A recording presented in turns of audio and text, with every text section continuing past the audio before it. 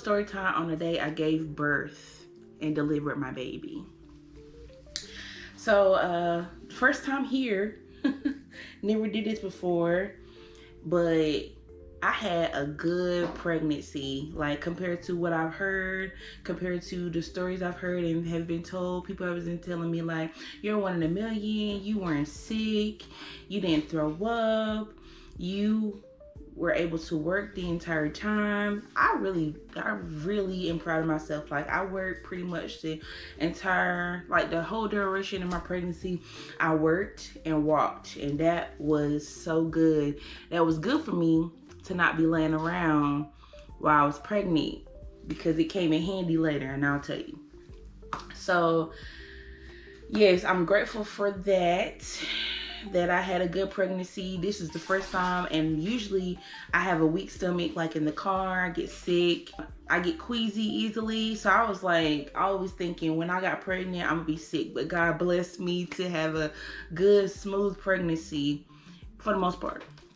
So like towards the end of my pregnancy, I stopped working and I was just kind of sitting around waiting for the baby, preparing for the baby.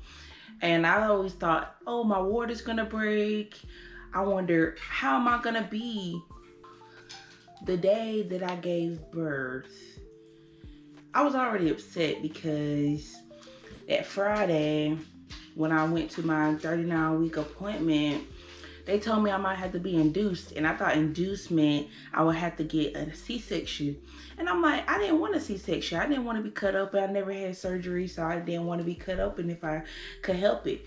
So they told me that my BMI was high. And I'm like, my BMI has been fine this whole pregnancy. So all of a sudden, I got to be induced and BMI and all this stuff. I left upset that Friday. So at Sunday, like, and okay, it might be a little bit TMI, but this is a birth story. So I didn't know about a mucus plug. My mom had just told me about it, and my sister-in-law and my mother-in-law had told me about this mucus plug you're supposed to lose, or most people lose before they're about to go into labor to give birth. So, excuse me. That morning, the day I had my baby, that morning I woke up and I went to the bathroom because, you know, I gotta pee a lot because I'm pregnant.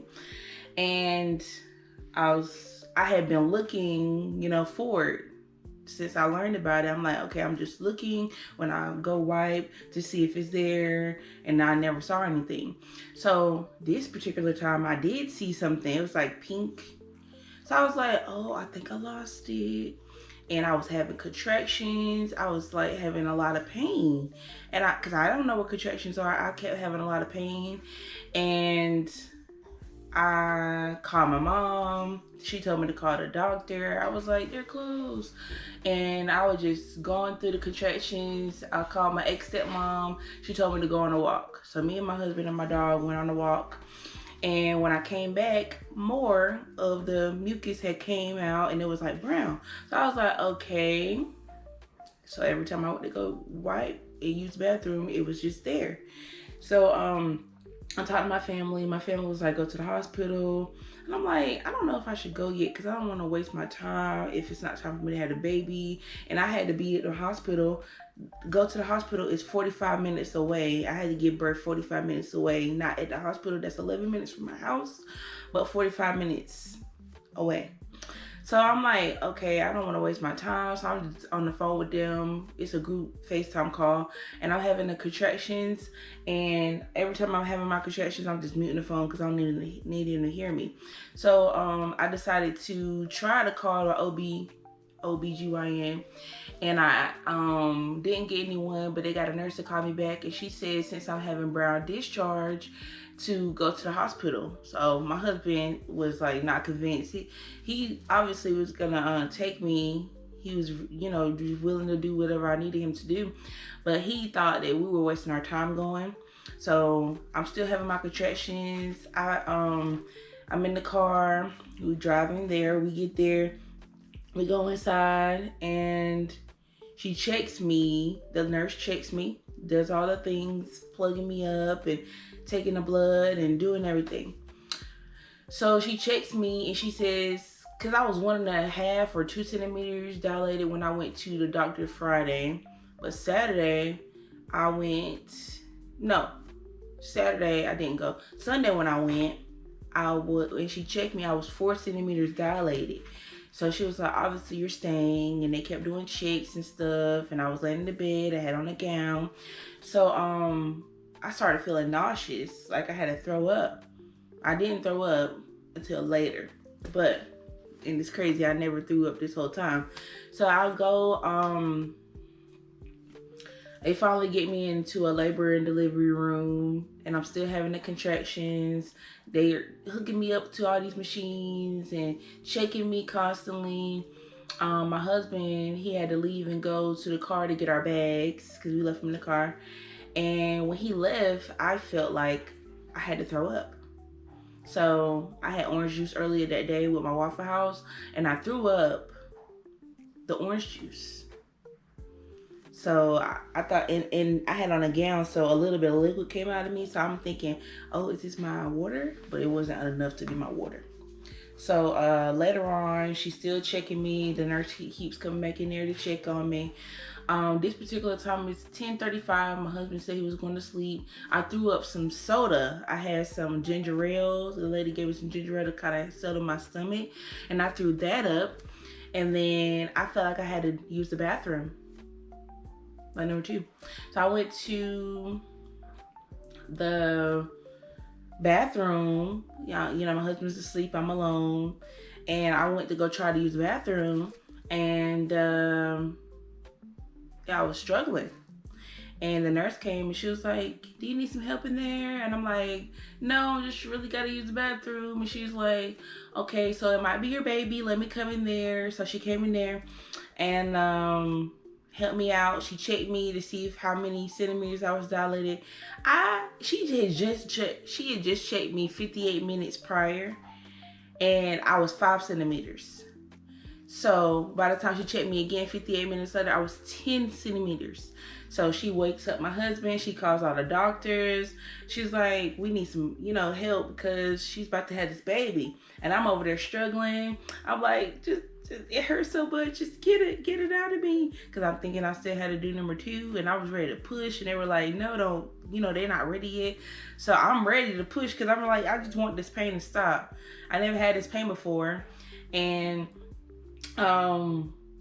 my husband, he's just mentally trying to get himself together, and I'm like struggling. And then by the time they told me, like, I'm like, it hurts so much, just get it out, please. I just wanted to stop. I'm just stressing out. And my husband was like, breathe, can you calm down? I said, no, I can't, it hurts so much. And by the time like they told me to push, I was pushing, and it hurt so much. Cause I never did it before. But when they hit, like, I was pushing and it hurt so bad. But then they told me to hold on to these bars that helped me get them out more. So I was just doing what they said, doing what the doctor said, and nurses and stuff, just getting the baby out.